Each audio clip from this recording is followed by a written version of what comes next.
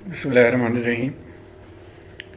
ये source free RL circuit series की video है और इसमें एग्जाम्पल 7.3 समझाने की कोशिश करूँगा, जिसके लिए एक स्टूडेंट ने रिक्वेस्ट की है।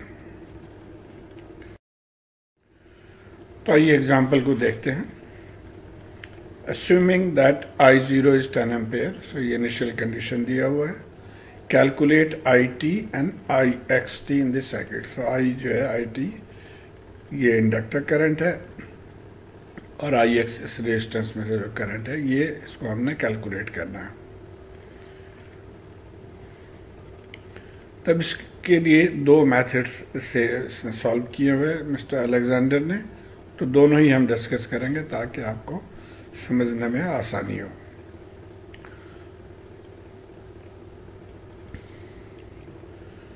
तो हमने आरएल सर्किट के लिए, सोर्स फ्री आरएल सर्किट के लिए ये फॉर्मूला पढ़ा था कि IT is equal to I0 e raise to the power -t over tau, और टॉ क्या है? L ओवर R है। यानी हमें इस सर्किट में ये R अगर पता है तो बड़े आसानी से हम इसको सॉल्व कर सकते हैं। इनिशियल कंडीशन ऑलरेडी यहाँ पे गिवन है।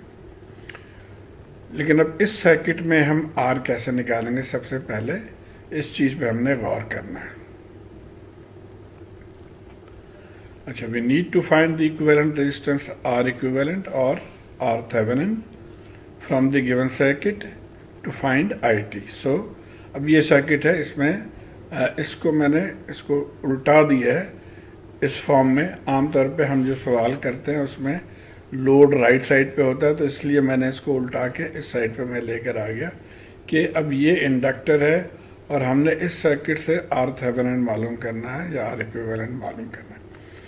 तो थेवेनिन के लिए आपको पता है कि लोड को पहले निकाल देते हैं, अलहदा कर देते हैं। तो ये लोड को मैंने अलहदा कर दिया। अब इस पॉइंट से हमने R थेवेनिन मालूम करना है। प्रॉब्लम यहाँ पे ये है कि ये एक डिपेंडेंट सोर्स इसमें है, तो इसके R थेवेनिन के लिए आपको अगर याद हो कि हमें एक टेस्ट वोल्टेज सोर्स या टेस्ट करंट सोर्स लगाना पड़ता है, तो वो हम लगाएंगे यहाँ पे। तो ये 1 वोल्ट का जो है वो टेस्ट वोल्टेज सोर्स हमने लगा दिया। अब अगर हम यहाँ I0 मालूम कर लेते हैं तो V0 हमें 1 वोल्ट गिवन है, तो V0 डिवाइडेड बाई I0, तो ये हम R थेवेनिन इससे निकाल सकते हैं। V over I is R। तो ये टेक्निक फॉलो किया जाता है, ये सिर्फ समझने के लिए। बाकी मैं अब सर्किट को फिर उल्टा देता हूँ जिस तरह से बुक में उसने दिया हुआ है कि इसने इसको दोबारा उल्टा के ये वोल्टेज सोर्स यहाँ पे लेकर आ गया। और ये अब ये दो करंट्स इसमें हैं, I1 और I2, और हमने यहाँ पे बेसिकली ये देखिए इस करंट को मालूम करना है, I0 को मालूम करना। तो I0 को मालूम करने का मतलब ये है कि हम I1 को मालूम कर लें तो हम I0 यहाँ से निकाल सकते हैं। तो आइए अब इसको हम दोनों लूप्स में से लूप ओके, तो अब हमने KVL लूप 1 में हम लिख रहे हैं। यहाँ से हम चलेंगे तो -1 वोल्ट आ जाएगा, -1। उसके बाद जब हम यहाँ पे आएंगे तो ये इसकी वजह से, इस करंट की वजह से देखिए यहाँ पे पॉजिटिव होना चाहिए। जहाँ पे करंट टच करे पहले वो सिरा पॉजिटिव है तो दूसरा सिरा नेगेटिव है, इसलिए हम नेगेटिव लिखेंगे यहाँ पे। सो -2 इंटू I1 माइनस I2। अब ये दोनों करंट इसमें इस लूप में है, तो इसलिए हम I1 को लेंगे पहले, और ये उसके ऑपोजिट डायरेक्शन में है। ये देखिए इसके डायरेक्शन नीचे से ऊपर है, उसकी डायरेक्शन ऊपर से नीचे है, तो इसलिए माइनस लेंगे हम। -2 I1 minus I2 is equal to 0। तो यहाँ से हम ये निकाल सकते हैं कि I1 माइनस I2 बराबर जो है वो -1/2। ये हमारा इक्वेशन नंबर 1 हो गया। इसी तरह हम लूप 2 को सॉल्व करेंगे। अब लूप 2 के लिए मैं प्रेफर करूँगा कि यहाँ से चलूँ। सो -3i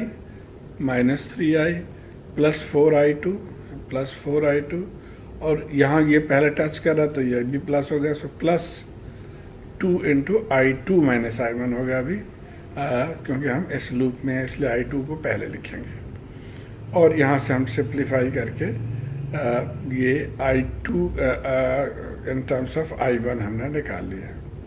अब हम क्या करेंगे कि इस I2 की वैल्यू इस इक्वेशन में पुट कर देंगे।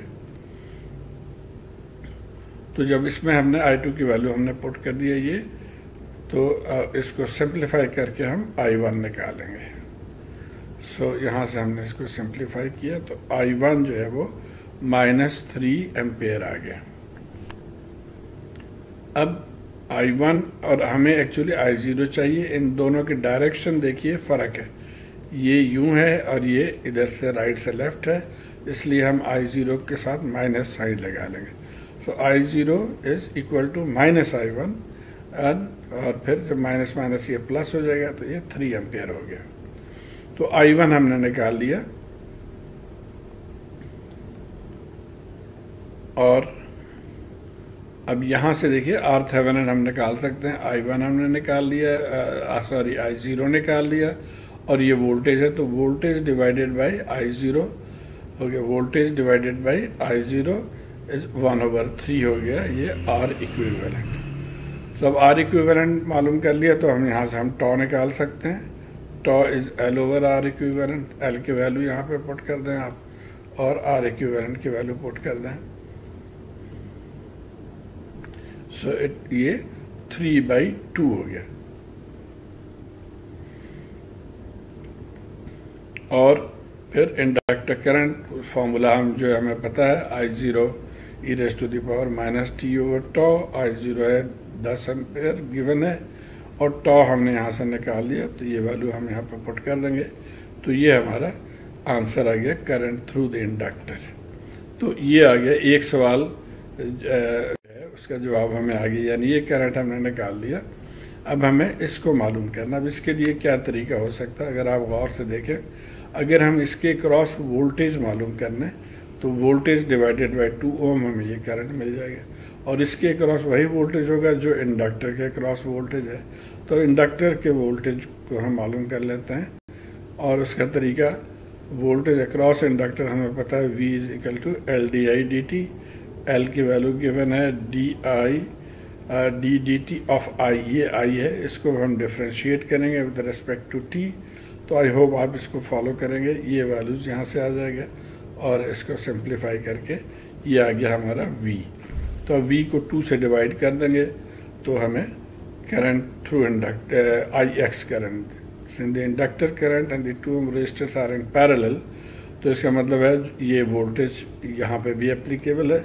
तो Ix इस वोल्टेज को जो हमने यहाँ से निकाला डिवाइडेड बाय रेजिस्टेंस 2 ओम, तो ये हमारा हो गया Ix। तो ये आसान तरीका है, लेकिन जिन लोगों को डिफ़िकल्टी होती है थेवेनिन रेजिस्टेंस निकालने के लिए, तो उसमें एक और तरीका इन्होंने बुक में दिया हुआ है।